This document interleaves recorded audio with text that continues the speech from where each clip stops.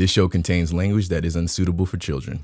Grant us love, filled with good intention. May we find peace in the midst of dissension. We not what they make us, though they try to break us. And say you love us, give you love. This is how. Welcome to Straight Vibes, No Chasers. Raw talk on coming out of the closet about our fears and why we're so hell-bent on resisting our highest good. This podcast focuses on the African-American experience concerning fear and our long-standing romance with mediocrity. You can follow and comment on the show topics on Instagram at SVNC_podcast or go to pennymurray.com, where you can also find out more about Dr. Murray's work, her book, Giving Myself Permission, and the African-American Council on Fear. Now, here's your host, Dr. Penny Murray. Hey, and welcome to Straight Vibes, No Chasers from Dallas, Texas. You might have heard about a bus driving around Los Angeles a few weeks ago, covered with the artwork of Meek Mill's latest album, Expensive Pain. It wasn't a small section of the bus, it was the entire bus. The cover is an animated illustration of naked black women around a drawing of what is supposed to be Meek Mill. One black woman is bending over with the pink of her vagina implied, another with bare breast on a stripper pole, and still another with bare breast and butt. Then there are the usual depictions of money, gambling, and vehicles, the illusionary high life. Now, the reason why you might have heard about this is because a white man's verbal outrage went viral after he posted a video expressing how disgusting the album cover is. And he asked us as black women if this is how we want it to be depicted. I'm your host, Dr. Penny Murray. Now, I know that shock and awe sells products, but at whose expense? I also appreciate the concept of abstract art, but please, that belongs in a museum, an art gallery, or showcased in somebody's home over a fireplace or even a wine room, not on a bus driving around city streets. Now, the slap in the face to all of this is a black woman, Nina Chanel Abney, is the artist behind the album cover. This saddens me and begs the question, what's happening in the psyche of black women today who are willing to sacrifice the power and grandeur of our black feminine energy? Are we so desensitized to this type of dishonoring symbolism and representation to the point of being willing accomplices to the death of our own dignity? Or is money, social media followers, and fame the rulers of our moral compass now? Mill's response on Twitter was, "When I come outside and I hear my shit all on the streets, that's my motivation." Now, just so you know, his album, Expensive Pain, came in 7th on the top 10 Billboard 200. My question to Mr. Mills is it possible your album could have still made it to the top 10 slot without the negative caricature of black women? I'm glad to say Black Twitter lit up like a winning slot machine in Vegas, with comments from women expressing their frustration and distress, weary of the sexualization of black women. One woman said, "What I have been feeling for the last 10 years of my life," and I quote, she says, "I'ma just say it. I fucking hate how black women are hypersexualized in the media. That Meek Mill bus is absolutely dreadful. Do y'all see white, Asian, Hispanic, or any other race put out art images of their women naked on city buses? No, I didn't fucking think so." End quote. Let me add to that by saying a black woman birthed you. We birth your children and often hold it down all by ourselves.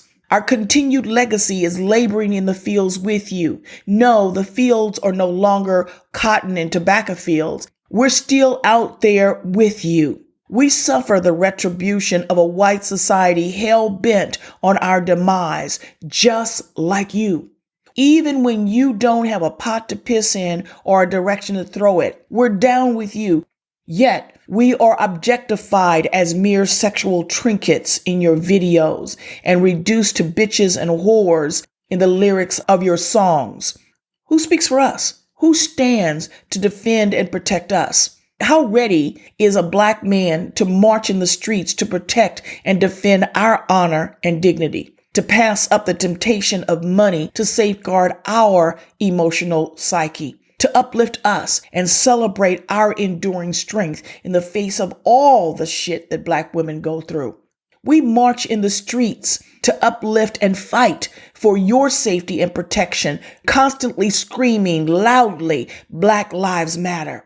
And we have a profound hope that Black love is restored throughout our community.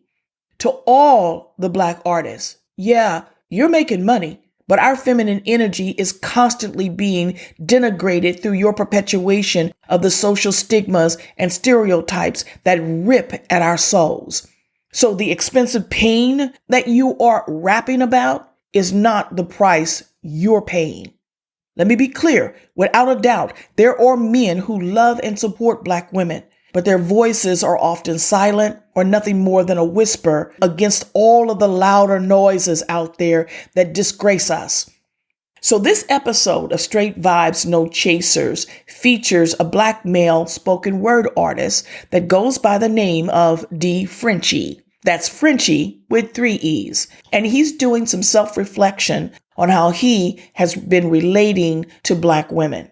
But before we get into that, I gotta do my 2 cents, my contribution of Black History 365. For this episode, you'll get a taste of D-Frenchiee's spoken word poem, Confession.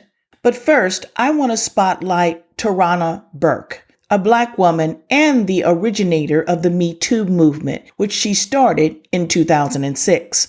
From the very beginning, Burke's movement focused on raising awareness about the pervasiveness of sexual harassment, assault, and violence against women in our society. Make no mistake, the frequency of harassment, assault, and violence on the Black woman is not just physical. The most damning violence is to our emotional psyche. Birthed out of her own sexual trauma of being raped and sexually assaulted, both as a child and a teenager, Burke said these experiences inspired her to improve the lives of young girls living in marginalized communities. In 2017, Time magazine named Burke Person of the Year and placed her among other prominent activist women known as the Silence Breakers. Harvard University published a case study on Burke, calling it Leading with Empathy, Tarana Burke and the Making of the Me Too Movement. Straight Vibes, No Chasers honors Tarana Burke. Now, for your listening pleasure, spoken word artist D-Frenchieee. The title of this poem is called Confess. I have this strange addiction. I have this strange addiction of captivating women in hopes that I can fix them. I act as a savior and do all I can do to give them what they've been missing. I treat them how they should be treated while continuously giving them assurance that beauty is within their existence. I would even go on a limb to say I master perfect man list of having all the right attributes, traits, and characteristics. I'm patient, kind, gentle, 6'5", with a beard.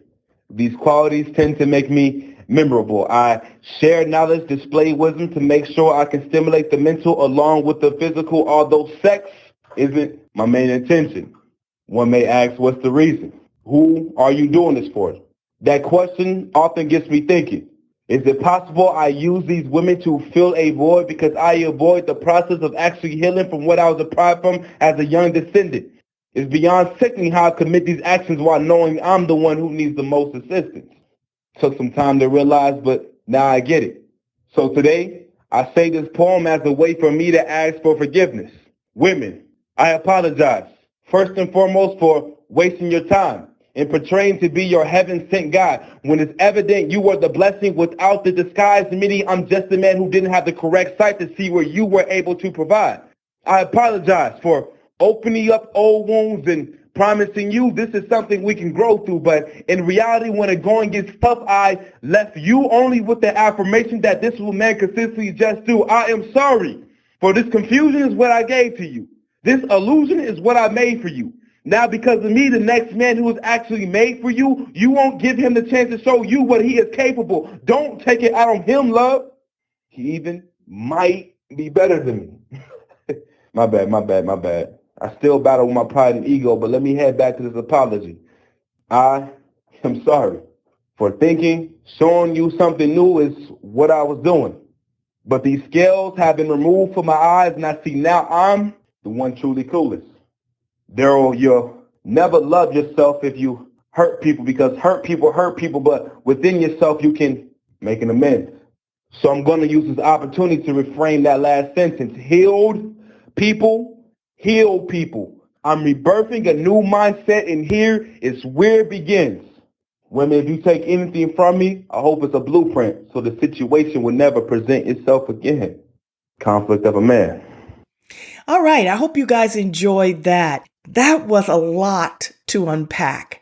So I'm going to get into a conversation with the creator of that poem, Daryl French, to find out some of the backstory on that poem, Confess. So let's get into that discussion. Tell us about Daryl French. First of all, thank you for getting my first interview. Hopefully more is to come. So I'm originally from Southern California. I was adopted at a very young age. Actually, I was born May 6th and adopted May 7th. My adopted mom, or my mom is called my mom in general.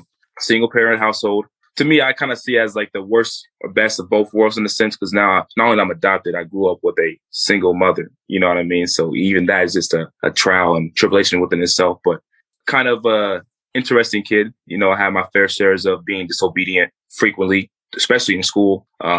Was diagnosed ADHD. I think that's a typical mistake the medical department always does, is diagnose young Black men that cause without actually knowing the reason behind it. I eventually figured out I didn't need those pills personally because, just throughout my courses of going to school, I figured when I'm on those pills, I felt more depressed. Whether I'm off the pills, I felt more of myself. But eventually I leave to Oklahoma, being able to earn a football scholarship. And now I'm staying in Oklahoma I've been living here for about roughly 3 years now. And it's definitely a culture shock and just an overall change in general. A brief background, how I got into poetry. I went to Dope Poetry, the ICE Center event located in Oklahoma City. It came off as, okay, let me just try it out and do a one-time thing.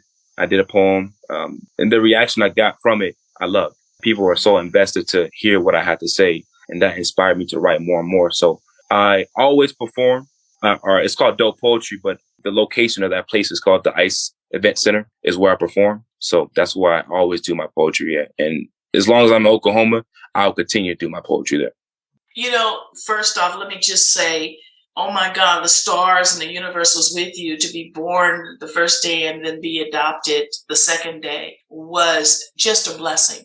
Stars aligned. And when that kind of stuff happens, I just know that your mom has been in waiting for you, But it's really hard for a single Black mother or a woman to adopt, and to choose that is amazing. It's one thing to be pregnant and bear that child, but to choose that child is an even greater blessing. But you're right, when you start talking about a Black man's journey in the academic system. And my grandson kind of went through that in the very beginning when it was crazy because he grew up in an environment where the school was mixed. And so there was a little white boy that was in his class that threw temper tantrums often. Teacher never said anything. It was this little white woman. And Kaylin kept trying to ask a question about something that was happening or something that the teacher wanted them to do. He didn't understand. He wanted to get instructions. And when she kept ignoring him, and then he finally got her attention, and she says, "Oh, you'll figure it out." And so he got upset, balled his paper up, threw it inside his desk, and slammed the top of the desk down. She immediately said, "Oh my God, I'm afraid of him." And she took him to the office saying that he was a threat. Now this little white boy in class had threw chairs across the room and all that kind of stuff. And nothing was ever said about him. So you're absolutely right that in the educational system that especially Black men go through, they're quick to be labeled, in the educational system. So you were actually born and raised in California, and then you moved to Oklahoma. Yeah. So going on these visits, I told myself I wanted a place where I can envision myself calling it home. And to me, Oklahoma, or just downtown Oklahoma City, was the closest thing to home versus the other states I had visited. I actually went to Texas, but didn't visit, the Dallas or the Houston or other big major cities located in Texas. But when I came to Oklahoma, they have the recruiters do a great job of making sure you see the limelight and, just the overall glance of the city. And that's what struck me to Oklahoma. But then you said it was a culture shock. Indeed, definitely culture shock. Well, I'm from California, and it's diversity. It's really diverse in California. You get every and any type of race you can think of in California, and then where you come to Oklahoma is just, that was the biggest shock for me. Yes, and Kalen originally came from Kansas City, and they moved to Texas.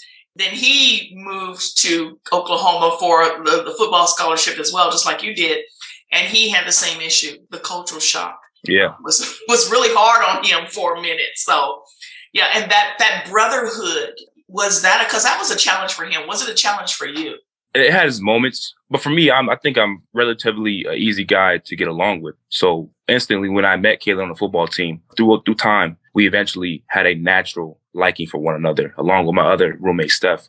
We just all connected through there, and from there, football just does that for you. Yeah, it allows you to go to another state and easily connect to somebody else, because one thing you guys have in common is football. Not only that, he's African American just like me. So with those introductions, it becomes a lot easier to then connect and have a brotherhood.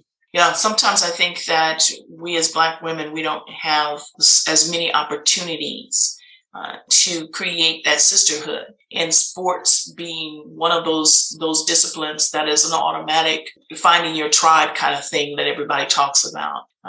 Yeah. So we don't have as many of those types of opportunities. It's beginning to change, but not so much so. The only environment that we have is corporate America, where you find Black women, but that's a dog eat dog, environment of itself. So no room for sisterhood there.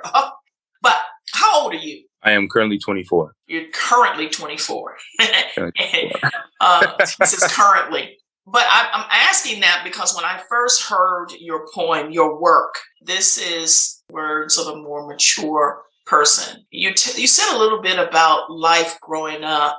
As it relates to your poem, Daryl, do you think your life growing up, did that have something to do with the poem itself? Tremendously. That's where I drew the inspiration from, and just overall self-reflection for that very reasons of the childhood, growing up, being the fact that she was a single mom and she did hair for a living. So there was times where she would wake up at 8 o'clock in the morning, but wouldn't get off her feet until 2 a.m. So she's working these long hours. So she necessarily doesn't have that time to be as nurturing as a 2-parent household. So for there, I feel like there was neglect on receiving a hug or I love you or how are you doing type of conversations, or just overall statements that were left out because she worked the way she worked. So when I self-reflected and realized I was giving women what I thought they needed, but ultimately I needed the most. And we're going to get into a lot of that too. Yeah. Was that the same in your overall environment, needing that kind of belonging and acceptance, but still it really wasn't there in that environment? Most definitely. But yeah, you're absolutely right. You didn't have uncles or? I have 2 older sisters. I have one who's in her 40s, one's in her 30s. But by that time, me and my brother have another brother as well who was adopted with. His name is John. All we had was each other. They were obviously a lot older. They moved out a lot faster. So I didn't really relatively have that person to, talk to rub my back if I had a bad day, to tell me it's going to be okay. You know what I'm saying? So I didn't really have someone I can, hey, this was happening and I need an answer, or can you give me a way out in a sense. Mm-hmm. So I didn't have that really. I didn't have that. And my mom, she loves seclusion. She wants a house far away from everybody else. So she's an introvert. Extremely. She hates pictures. She doesn't like being touched by anybody. It takes a lot to get a smile on her face, but when you see it, it's amazing. But yeah, she's definitely introverted. Yeah. So what about your current support system? You talked about having football. So does your current support system somewhat mirror what you had when you were at home? Yes and no. I mean, because my support system always came from teachers, mm-hmm. coaches, someone else's mom or dad, so forth and so on. So there was times where my coach can always be around. So then that part of being neglected came in place. But there's also times where if I needed someone to talk to, they were available. Same with a teacher and same with someone else's mother. So being with that, I got the best of both worlds. But I needed that, and I was craving it from my mom, actually, not from anybody else. So I think a lot of us within the Black community know that sense of thirstiness of belonging and acceptance from that mom or that dad, and it just isn't there. And so you have to be open to the surrogates that the universe sends to you. But they still, in essence, don't replace that emptiness that only your mom could feel. My heart goes out to you because of that wanting to have that sense of belonging and acceptance. I was in that same situation myself, and it's taken me years to make friends with that whole situation, and to realize that was the journey I chose in my spirit form. I'm always talking about we make choices in spirit form before we even come here in physical form. I'm just getting to that understanding. Just in the last 5 years, I've been able to make friends with that and realize that the journey I have been on was preparing me for just this conversation with Daryl French and many conversations that are to come. And to have the opportunity to hear the work that you put together. So I want to get into that. I want to first ask you, while the poem, of course, is written to women, was there a particular situation or incident that actually triggered this whole conversation? As in this poem you call Confession. Yes, there was a particular point. Not just from one individual, but from multiple, because the poem isn't just for directly one woman; it's for women in general. Right. Mm-hmm. So as I wrote that poem, I began once again self-reflect on what I've done to women. Mm-hmm. I hate to call myself a heartbreaker, but there's times where I've broken hearts, and for me, most people can do that and be okay. But I always will look back and think to myself, like, "Dang, I hurt you, now I'm hurt." So when writing this poem, I will just kind of grab pieces from each past relationship, or just even the women I've encountered with, and then incorporate that all together for this piece that I wrote called Confess. So I kind of added to it, as everybody heard the poem at the end, you say the conflicts of a man. And so I'm calling it Confession, the conflict of a man. And that's what I titled the show as well. But I want to get into different pieces, and everybody's heard the poem now, but I want to kind of break it down and analyze certain things that stood out for me in the poem. Right out of the gate, Daryl, you say that you have this strange addiction of captivating women in hopes that you can fix them. Yeah. Explain that to me. Once again, that just correlates back to what I mentioned about my mother. And this is what I mentioned earlier, too, was like when you're needing something, but you think someone else needs it, but you actually need it, then that's what you try to give them. So for me, it was, okay, let me see if I can fix you in hopes that what I'm doing works. Or maybe you have had some neglect in your life by a male figure, and I can fill that void and give you what you needed. And that's where that line comes from. So your whole goal going into relationships was to fix people? So would it be fair to say that you are drawn towards women that were broken? Indeed. So the women that I've talked to or spoken to, they had abstinence in their father, or a situation occur where they may have been touched by a male in the family, or just their relationship with their father is terrible. So for me, I kind of see that as a gate to enter, but that was never my mindset until after I took a step back and looked and realized, okay, this is what I'm doing. What was your mindset before, though, when you were going into these relationships, and these women, that most would say, oh, they're needy? And I'm saying this because I used to be that person. I needed to have that sense of safety and belonging that I called love. What was your mindset then? My mindset then was only to gain a authentic relationship with these women. What led the poem the way it did is hearing them say, "You're everything I prayed for." And for me, it was eye-opening, but it kind of driven me away a little bit because that was such a high statement. You know, you're everything I'm looking for. You're exactly what I prayed for. Yeah, You know, and now you're like, shit, that is a high calling there. Because the next line you say, I act as a savior and do all I can to give them what they've been missing. So are we saying this was a savior complex that you had? Oh, most definitely. That's a great term, a savior complex. Yeah, because I would go in a certain way, and then after hearing that, then I automatically switch. Okay, now let me betray myself to be that savior.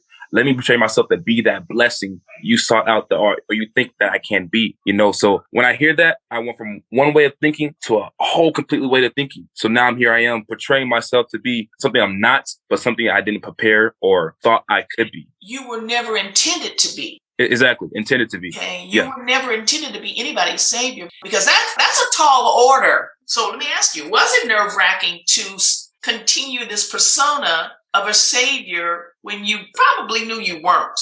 Oh, it was definitely. I tell these people I looked at myself in the mirror and disappointment because I knew what I was doing, but didn't necessarily know how to stop doing it, if that makes sense. Yes, and that's why you're saying this was addiction. When you're addicted to something, you know, where you were addicted to fixing people, I was addicted to people pleasing.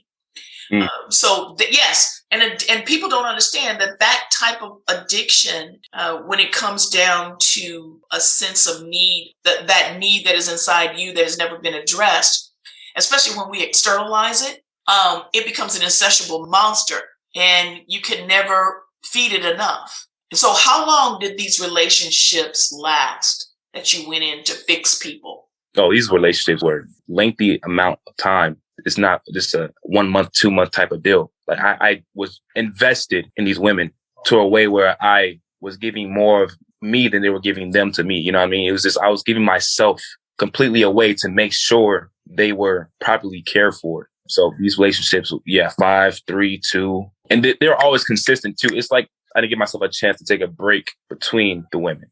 It's like 5 years didn't work out. I'll give myself maybe 3 or 4 months. Then I'm back in another relationship. And it was just a patterning that I was noticing within myself and wasn't a big fan of. So what caused the relationships to come to an end? Because if you go in as a savior and you're wanting to fix them, what would cause the relationships to end?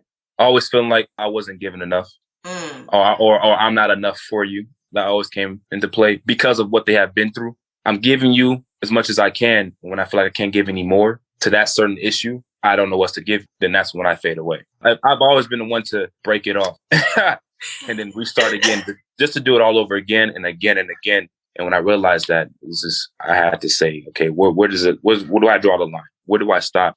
Oh, could it be that all these women were surrogates of your mom? In some ways, and definitely, because what I was giving them, they were giving me what I needed as well. They were giving the comfort. They were giving the nurturing side of, how are you doing? Are you okay? Look, you're doing good, or you can do better, or you're doing just enough. The I love yous. Yeah.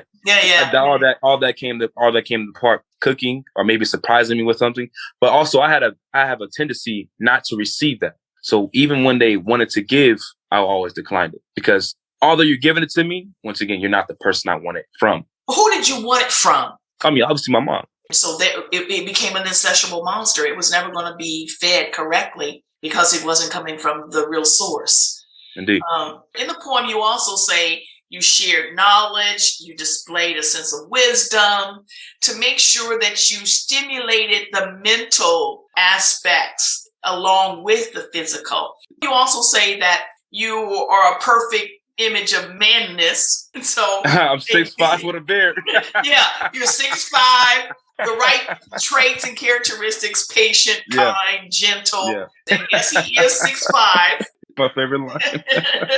So here's this chocolate mountain standing here before these women. And I know that one thing that all of us as women, especially for Black women, that we not be seen as just a convenient piece of ass. I know. Yeah, that we be seen for the attributes of our wisdom, the intelligence that we have, the ability to make a dollar bill act like it was $10. Having the abilities to do all those things, yet still not get the understanding, the patience, the gentleness from our men. So where did you learn that?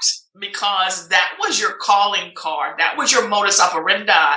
Pull women in. Where did you learn that? I wouldn't say I learned it. I kind of adopted it in a sense, adapt to it. You know, for me, growing up, I was always the person with you're young with the old soul. That's just who I am. Like the way I dress, how I talk, the way I talk, what I listen to, what I choose to engage into, always seemed old, but I'm young. Mm-hmm. So for me, I feel I was always above my age group. I personally was driven to having conversation with people older than me. And that's where I, then took the wisdom, the knowledge, everything else I mentioned in the poem. And that then became just a way of just being authentically me. And they haven't seen that. In this generation, you see younger men who lack discipline, who lack a healthy conversation, who can present to you something you probably haven't known yet. And that's all I wanted to do, was be the total opposite from what you would typically see in another man. So, and that's what I naturally became to be, a young old soul. And that was one of the things that I say to my son and my grandsons. No woman wants a man that can only talk about sports. You have to be diverse. You have to be socially aware. You have to understand politics. You got to know how to cook and clean. And so that is being that kind of young man that most young women are not used to. Now I just got another thought. In some of these relationships that you had with women, because they weren't used to that type of treatment, did you find it hard?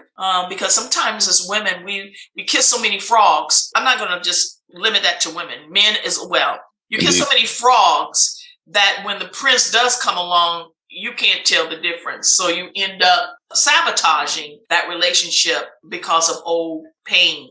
So did you run into that? No, not one bit. Because once again, what I'm showing them is also something they wish for, if that makes sense. Mm-hmm. So they're wishing for, refer back to the statement they made. You're everything I prayed for. You've been a blessing into my life. They're saying what they're saying because that's what they ultimately want. They don't want the person who have no type of substance to them. They want a man full of substance. And that's what I think I provided. And because of that, that's what they were more attracted to. Not just my physical attributes at all. Me being 6'5" and having a beard. Oh, that's just icing on the cake. Just let me say that. But what can I give to them that they want themselves? And that was it.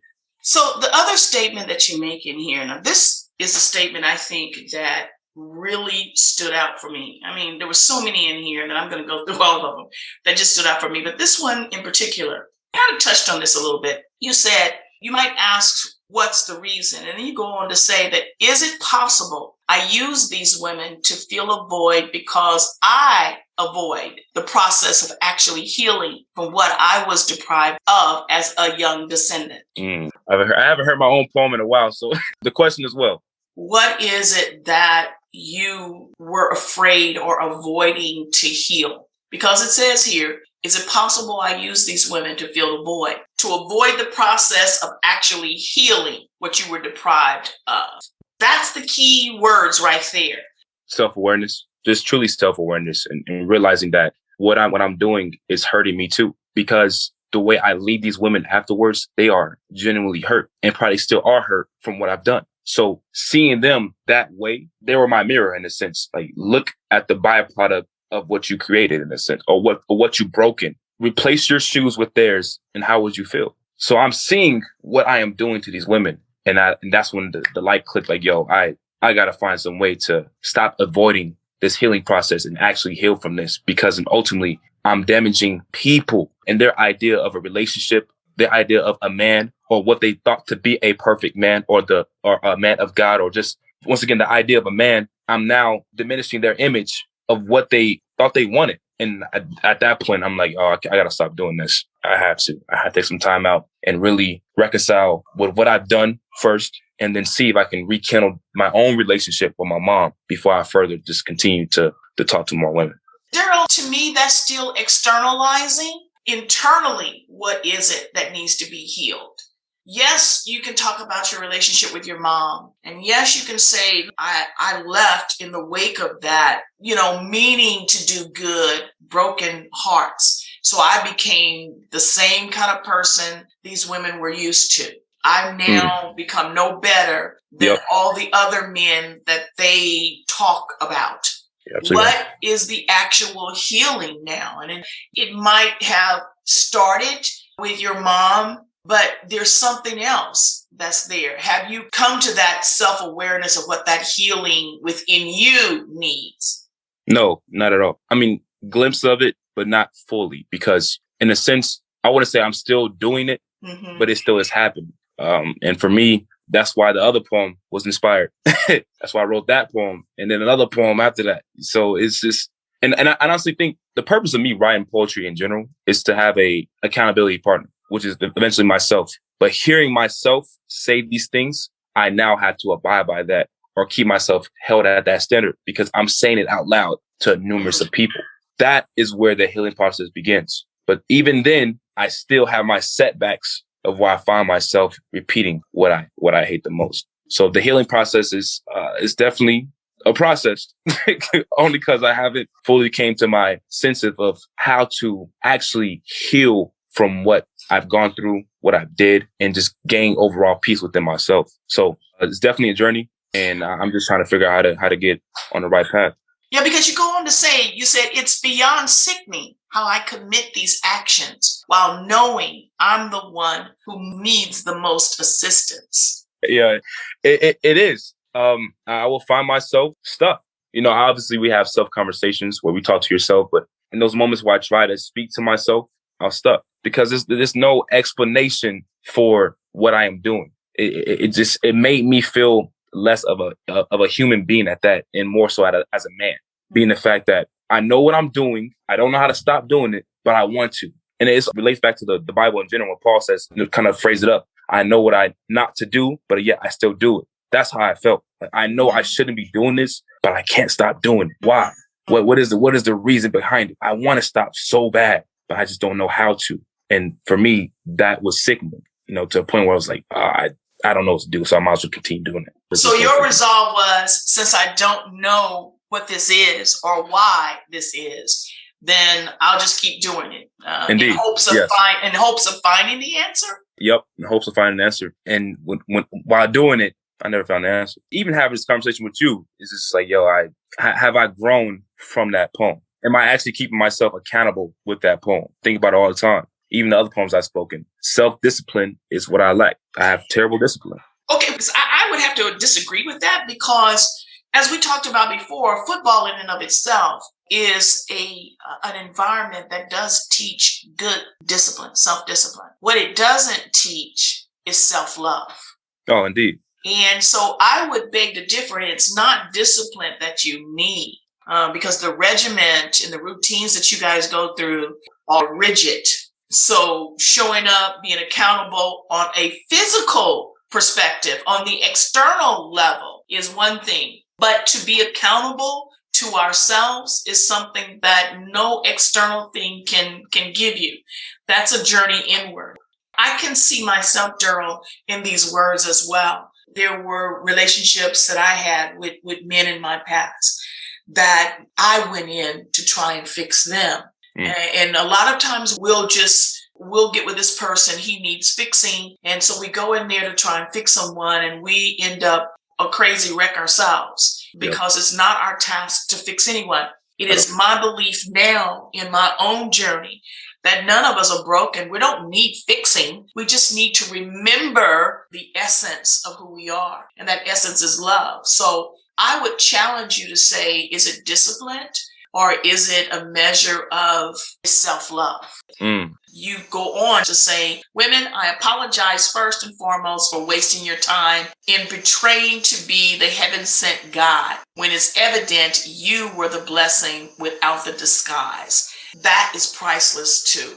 So you went in with this disguise. You go on in that same verse to say you didn't have the right sight to see that they were without disguise. Yeah, because, I'm thinking when I say, you're the blessing without the disguise, I mean that if I just took the time to sit back, I would have seen that you possibly could have helped me upon my journey. Mm-hmm. But I was so focused in making sure I was a blessing to your life that I wasn't able to receive the blessing that you have for me. Mm-hmm. So that's where that line comes from. You're the blessing without the disguise. Because sometimes you hear the phrase, it was a blessing in disguise. I said, no, you're the blessing without the disguise. Meaning you're just a blessing. But I couldn't see that. That was another rich line for me because we lack the memory of who we are.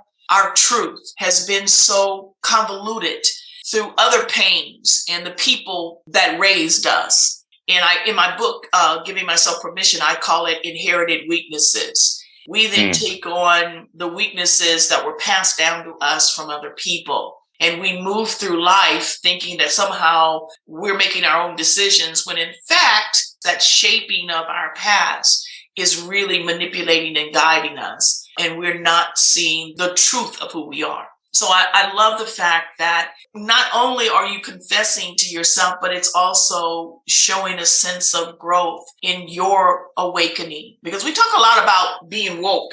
I'm woke. Let's stay woke. Woke really means going internally, going inward. Couldn't agree more. Paying attention to what I'm saying and how my words affect another person.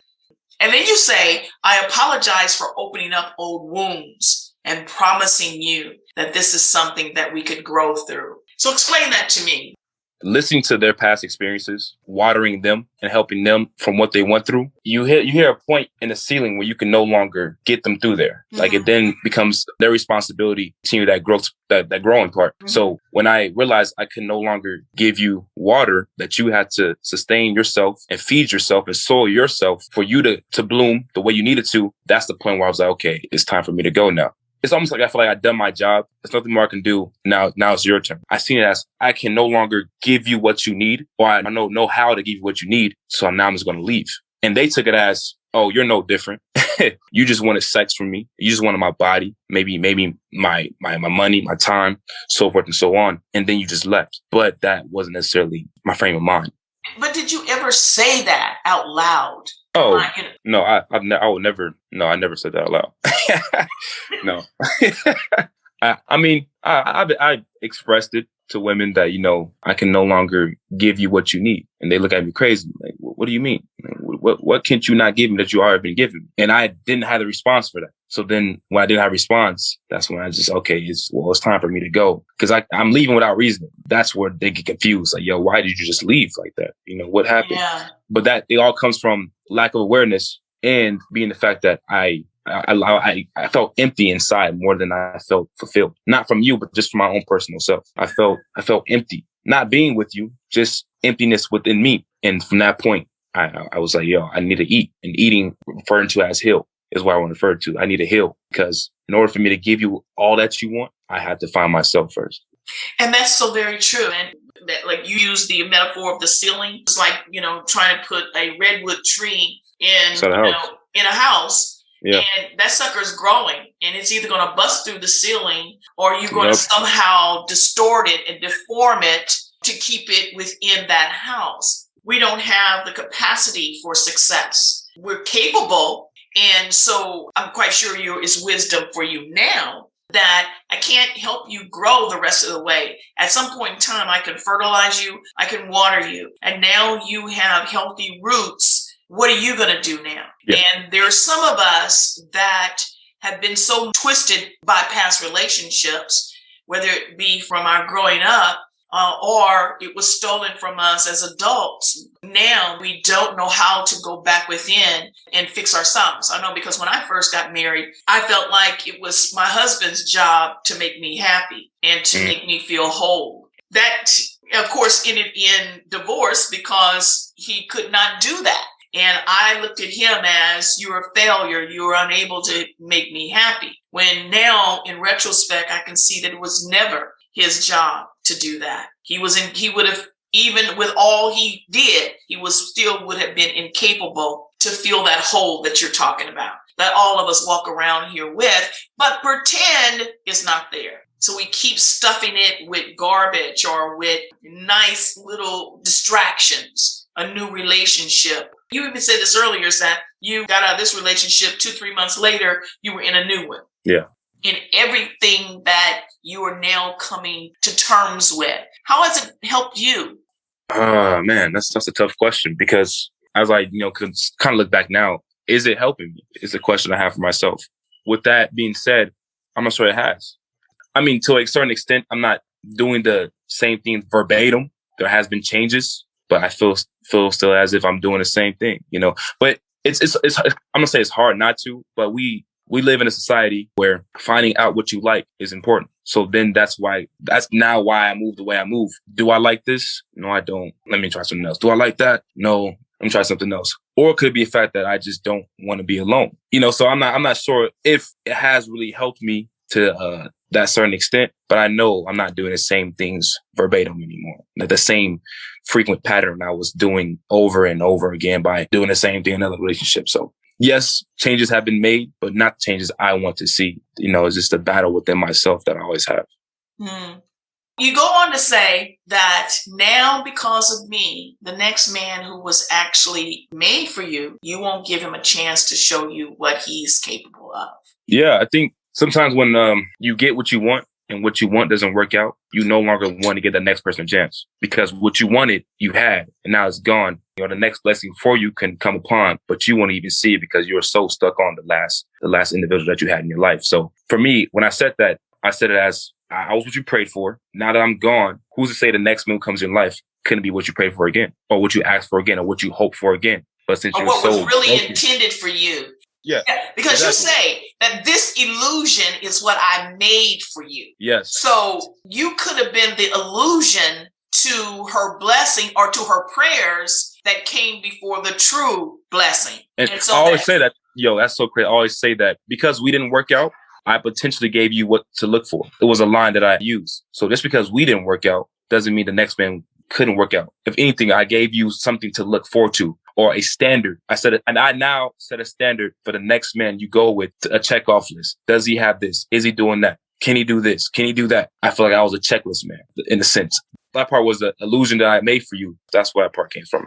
What you just said is baffling now. If anything, she's probably thinking, you're not the checklist that you think you are. You basically have been no different than everybody else. And so if anything, you've made me afraid of and more suspicious of the next person, because you came in the disguise of a king when you were merely the janitor. You know what I'm saying? You're right. You're absolutely right. Yeah. You are absolutely right. Too often, I have dated the representative. His representative comes first, the illusion. Then you're emotionally invested. And I'm just speaking for me as a woman. I'm quite sure this happens for men as well. But then when I'm invested emotionally, the real person comes out and I'm like, who this? Yeah. That's wild. That's extremely wild, but that's right. That's right on the money. I thought I was the representation, and it turned out to be, no, I wasn't. I knew what they wanted / needed, but at the end of the day, I know I wasn't that. So I was portraying myself to be something I wasn't from the beginning. So, but you're right on the money. You were an imposter. Indeed, a straight imposter, but a good one at that. But you said that I'm not sure how to fix this. But I still would disagree, because in your poem, you give the remedy for that. And you say, Daryl, you'll never love yourself if you hurt people, because hurt people hurt people. Yeah. So the remedy is right there. Daryl has to reconcile with himself internally and find a sense of self-love, because in self-love, you want to pass that love on to others, and that love does not allow you to hurt others. Right now, I would say you're operating out of guilt. I don't want to do that because I feel guilty in the end. And you mentioned God. So from a condemnation standpoint, God didn't operate in condemnation. They do operate in conviction. The universe will convict you on some stuff and call you into accountability for what you are doing, but never condemnation. And so my question to you is this a poem driven by condemnation, or is it a poem driven by conviction? Oh, man, I'll say both. I would definitely say both, because I felt condemned for doing what I was doing, but I also know that I also have forgiveness. But it was also conviction, because I knew what I was doing was wrong. So how can I fix it? And it starts with what you said, loving yourself. And so that's an internal journey to go back and visit momentarily those spaces of pain in your own life that had nothing to do with everybody else. And to begin to make friends with that space, with that Daryl that was in desperate want of his mother's hug. And she was too busy trying to provide for herself and her children. Mm-hmm. It's for you to make friends with that little boy and to find that hurt possibly gave you so much wisdom that you have yet to discover.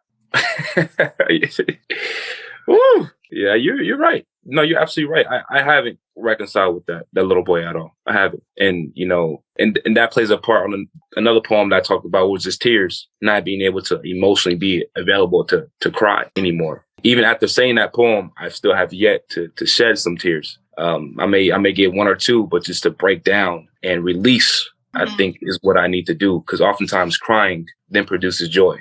Exactly. That's one of the things that I have encouraged my children, my grandchildren, people around me. Crying is just like a fresh spring rain. It is. It washes all the muck out of the air in my soul, and it gives me an opportunity to smell the flowers, the spring rain, see the sunlight, and regroup and begin again.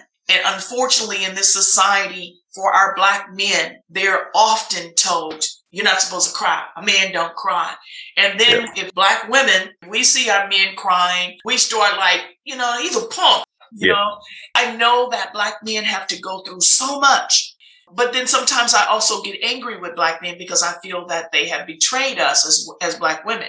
My focus is always on the Black relationship, that it find healing. And your statement here that until you can find love in yourself, then you cannot heal. When I first moved to Texas years ago, I remember listening to a radio talk show led by Michael Baisden. He had opened the mic and said, why is it that Black men feel that it's weak to cry, unmanly to show emotions, that they need to start healing the Black community, Black men in general? And a Black man called in and says, I'm so broken myself. I don't know how to reach out and heal a young Black man. I have nothing to give them. And that just broke my heart. So I'm wondering, could this poem possibly be a North Star for Black men? Definitely, because writing these poems, it was once a bucket list type of deal. And then I gained respect and love for sitting down and being vulnerable and being able to express how I feel to other people and myself at the same time. I take my time writing these poems because what I want to say, I want it to be felt. I go by three things. How can I say a lot while saying a little? The length of the poem, and can I be honest is what I go by. So when saying these poems, I want you to leave with something. I don't want to just have a flow of words and you listen. No, I want you to absolutely leave with something. The purpose of that poem was to be vulnerable with myself, yes, but also to get people to have a sense of self-reflection with themselves. For me, this is a way I can touch people with words. But overall, I want you to gain some type of knowledge and some type of self-understanding is what I want you to leave with. So this is my way of maybe reaching out to Black men, to women, to people in general is my main objective. You just said something that goes beyond this conversation to the need for Black America to heal. I think there's many of us that the universe have called in our prospective ministries, and you are doing a ministry right now in your poetry. I think in our prospective ministries, we make a bucket list. I like what you said about that, of doings instead of sitting down and saying, is this impactful? How will it leave other people? And am I growing through this? Because one of the things that I know now, for us to be true ministers or messengers of Elohim, Spirit, the universe, whatever we are talking about, whatever your poetry is, it is first a lesson that we have to learn ourselves. From that perspective, this to me is not just a message to a woman. It's certainly also a message to a man, but it's a message to Black America the Learning Spa, which is my initiative to bring us back to a place of inner wellness within the Black community. And most of us are in captivity, not because somebody else put us there. Initially, they did through our history, but some of it is now self-imposed. We're doing Indeed. Absolutely. Absolutely. This, to me, is also a poem that's a call to Black America to pay attention to what they're doing, not to others, but to themselves. Because if I take these words and I replace man and woman with penny, it is speaking to the things that I'm doing to me. And that was the whole purpose, is for you to say, okay, I have some work to do. Because I know for a fact, I'm not the only person doing what I'm doing. I know there's many individuals who are doing the exact same thing. So how can I get this message across for a point where you will understand it? And that was my main goal. And I love how you say this not a call just for women or just for men, but Black America in general, because it truly is. I want this poem to be heard on a large scale. I want everybody who has ears and can listen to this poem, because what I say, I truly believe in myself. It's extremely important for anybody to listen to, but specifically Black America, because we, amongst all people, are always the ones, the short end stick, are oftentimes leaving heartbroken. And I don't want to be part of that recurring cycle anymore. And I don't want the next person to be a part of that cycle, and so forth and so on. So this message is like a call out to say, hey, we got to do better. Let's find a way to be more self-efficient within ourselves first. Then where I say healed people heal people. I can't heal somebody else without first being healed. Yeah, exactly. And going back to the words in your poem, if I'm not healed, then I can't see in you a person that may be the right person for me and you're healing. I can't see that you might be the person that is best for me. Yep. Because I'm too broken to see past that. It's like I wear glasses, and if my lenses is all cracked up and broken from all the different run-ins that I've had, I still have those glasses on, and I'm trying to look through all those hairline cracks.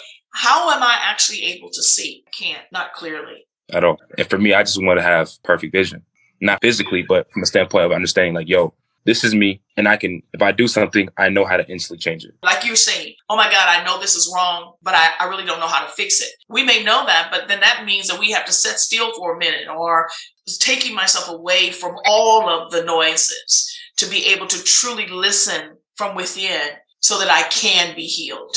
Because our inner self knows the answer. Always. Yeah. And you could be washing the dishes, you could be walking the dog, and you can still in that moment be meditating. I call it active contemplation. Contemplation is the same as meditation.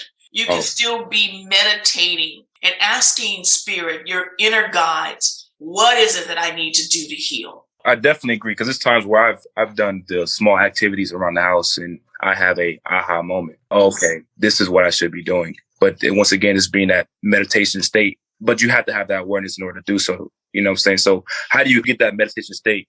First, it starts with self-awareness. But I don't think a lot of people are self-aware about what they're doing. Like for me, it's at times it can be hard for me to have that self-reflection moment because I work 2 jobs. First of all, I work in the county jail. So that alone can mess with your mental. I may get 2 hours of sleep and have to wake up and go back to work again. So where along those lines do I have the time to debrief? I think that's what I need the most, is time to get away, really sit down and seek out those answers that I'm looking for.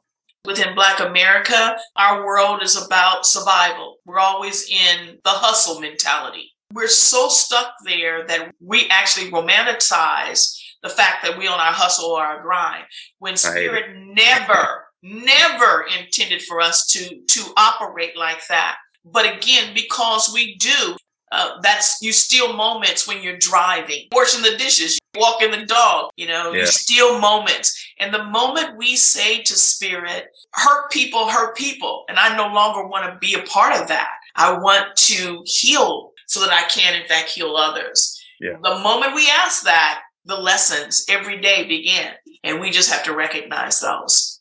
For me, I want to go in a chaotic room and step in and bring peace.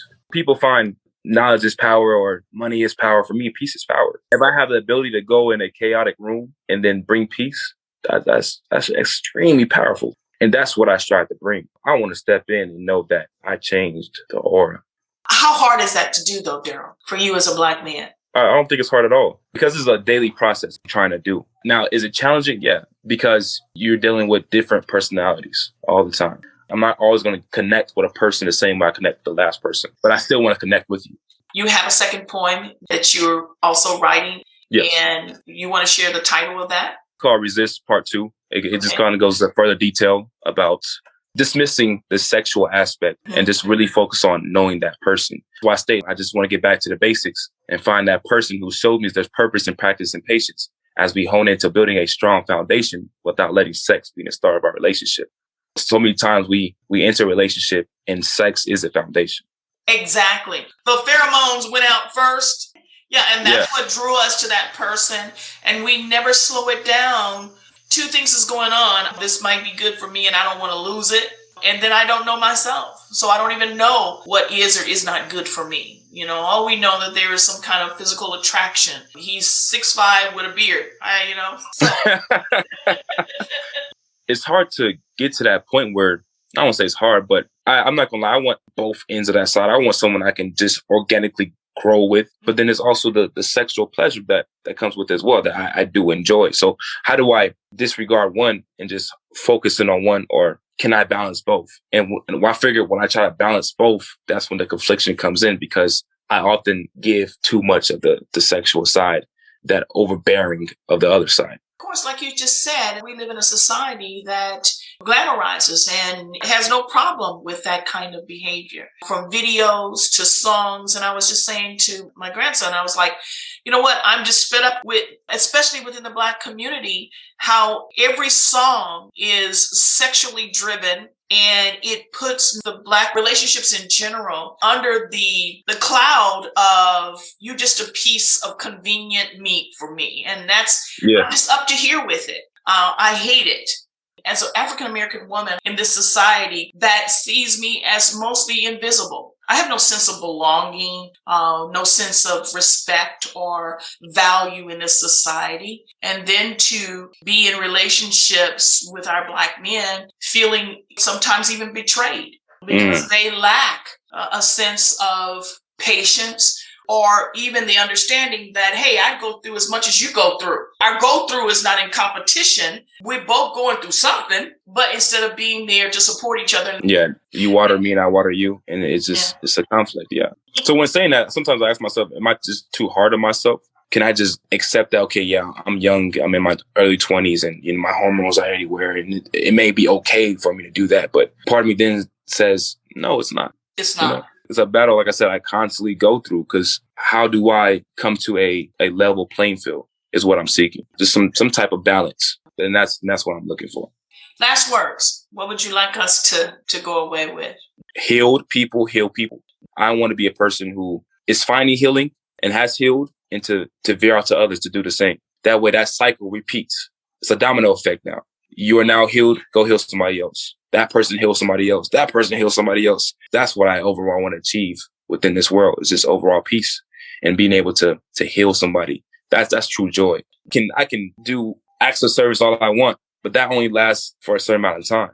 Being able to heal a soul, that can definitely heal another soul and pay it forward. That's what I look forward to the most, is being able to inspire and just uplift a spirit or two. Yeah. Well, I thank you. And when the next poem, I'm going to have you back, and we can go through that. We can dissect that poem as well. Thank you. It was a pleasure. I've never thought in a million years someone to interview about me, my poem. That's very eye-opening. Like I said, I want to have you back for your next poem. And as I said before, the moment I heard it, it just struck something in me, not so much from the standpoint of a relationship with others, but a relationship that I have with myself. So I would hope everybody looks at that, because in order for us to be a healed people within the Black community, we have to heal ourselves, and we can no longer expect anybody else to do it for us. Not another Black person, and definitely not white America. Nobody's going to do this for us but us, and we have to do this on an individual basis. So yes, you will be getting, I'm quite sure, more interviews, but I will be able to say, I was your first. Glad you're my first. Honestly, I'm truly grateful, for real. You made it so easy just to be me. And I appreciate that. Thank you. Yeah, and I hope all of them are like that, because you're light, and we don't have enough of that. And for Black men in our community, I know that there are a lot of Black men out there that really have a heart for us as a Black community, Black women, but too often their voices are silent or very low. I want to be able to hear more Black men stand up and make their voices heard loud, not just against the political BS that's going on, but for the healing and health of the African American community.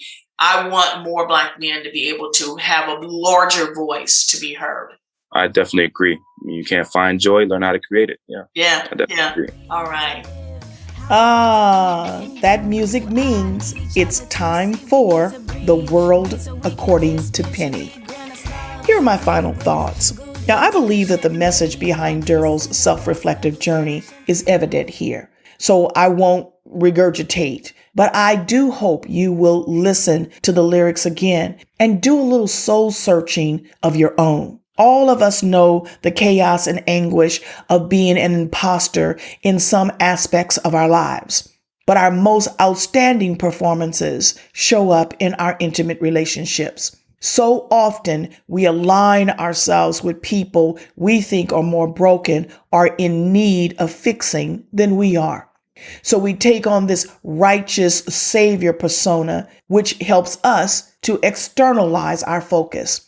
Now, we never have time to go inward and see that we are really the ones who need the most assistance and are avoiding the process of actually healing the ouch within us.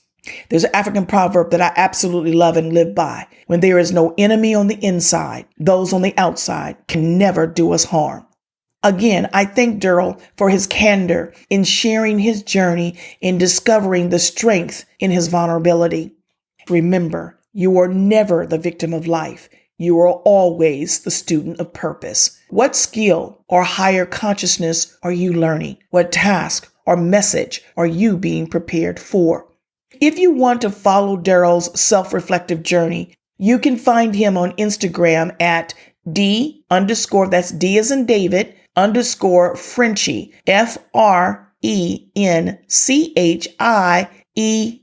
FRENCHIEEE. That's 3 E's, okay? So again, at D_Frenchiee is where you can follow Daryl in his self-reflective journey. I appreciate you tuning in for another episode of Straight Vibes, No Chasers, and I certainly hope you will keep listening and grow with me in this journey. If you like the show, please do me a favor, leave me a comment, or if you haven't already, subscribe to the podcast. Tell a friend, I'd love that. Also, visit my website, pennymurray.com, where you can find out more about my work and how you can support or be a part of the dialogue of Straight Vibes, No Chasers. Again, thanks for listening. And as always, I leave you with my closing assertion for your life. You are as Spirit created you, endowed with power and authority to manifest positive outcomes and the divine wisdom to bring about meaningful change.